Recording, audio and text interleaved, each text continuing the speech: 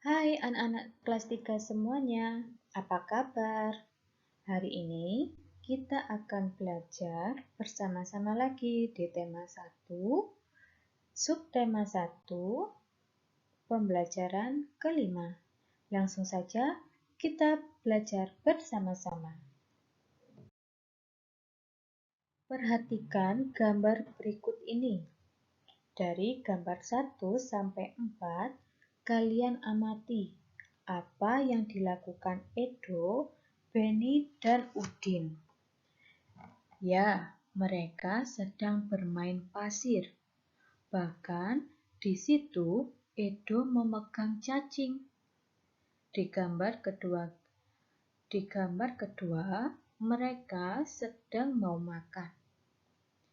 Si Benny mencuci tangan terlebih dahulu, sedangkan Edo langsung memegang makanan. Di gambar yang ketiga, ketika mereka makan, Edo merasakan sakit perut. Kemudian pada gambar yang terakhir, yaitu Edo terbaring sakit.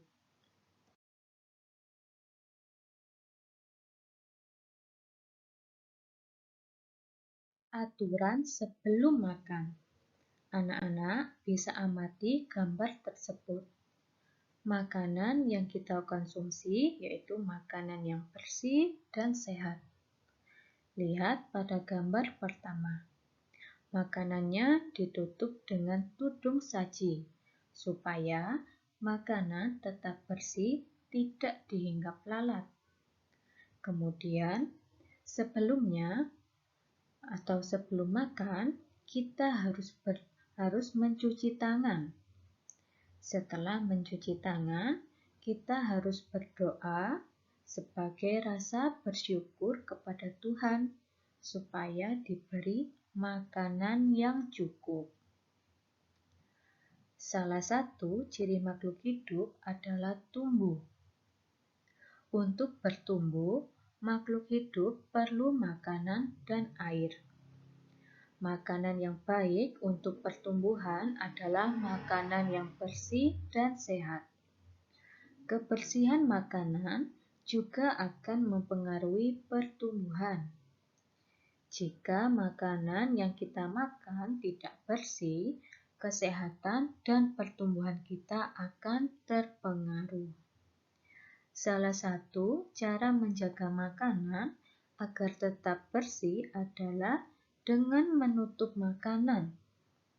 Hal ini perlu dilakukan agar makanan tidak dihinggapi lalat atau hewan lainnya. Makanan dapat menjadi tempat lalat bertelur yang menyebabkan makanan menjadi kotor. Selain menjaga kebersihan, kita juga harus berdoa sebelum makan. Berdoa untuk berterima kasih atas karunia yang diberikannya.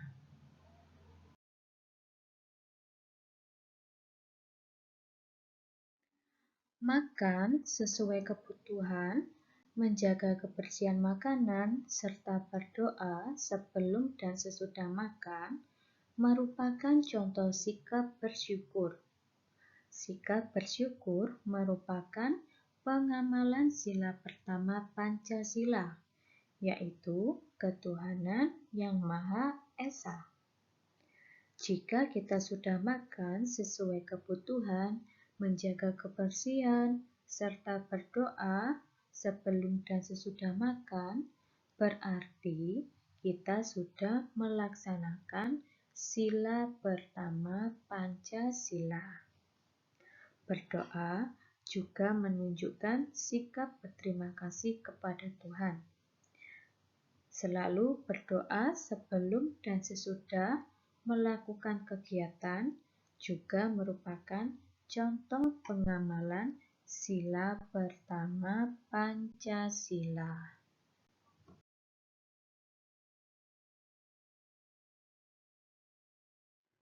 Perhatikan gambar di samping. Ada gambar sapi. Nah, lalu sapi itu diperah menghasilkan susu. Susu dapat diolah menjadi kemasan atau susu murni. Susu sapi adalah salah satu contoh makanan yang sangat baik untuk kesehatan. Beberapa perusahaan memproduksi susu sapi dalam bentuk kemasan kotak siap saji agar mudah dikonsumsi.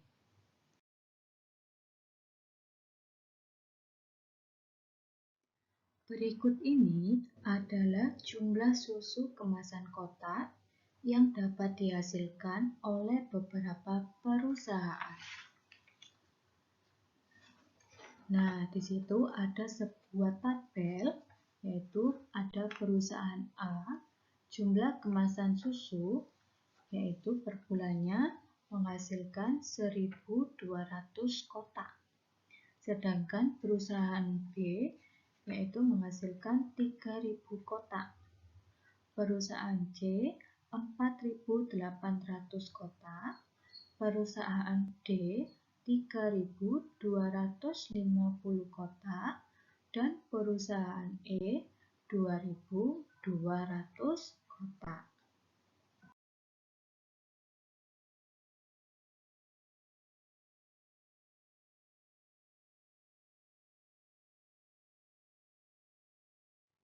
Berdasarkan daftar tersebut, selesaikan beberapa persoalan berikut ini. Manakah perusahaan yang menghasilkan susu kemasan kotak paling banyak setiap bulan? Kira-kira jawabannya yang mana, anak-anak?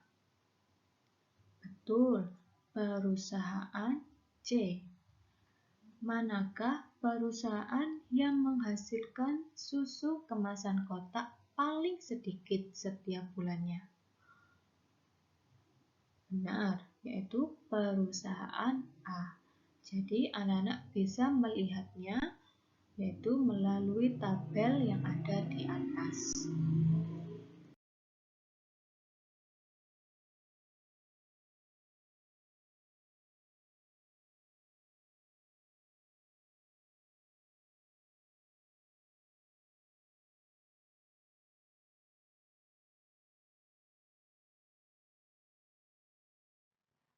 Berapa jumlah susu kemasan kotak yang dihasilkan perusahaan A dan D?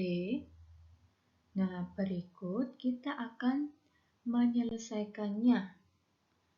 Nah, perusahaan A ini menghasilkan 1.200 kotak, sedangkan perusahaan D menghasilkan 3.250 kotak. Maka kita jumlahkan jumlah susu kotak semuanya. Kita bisa menjumlahkannya dengan cara bersusun pendek, yaitu 1.200 ditambah 3.250. Maka hasilnya adalah 4.450. Jadi, jumlah susu kemasan kotak yang dihasilkan perusahaan A dan D ada 4.450 kotak. Demikian tadi anak-anak pembahasan kita di pembelajaran kelima. Sampai jumpa lagi di video pembelajaran selanjutnya. Tuhan Yesus memberkati.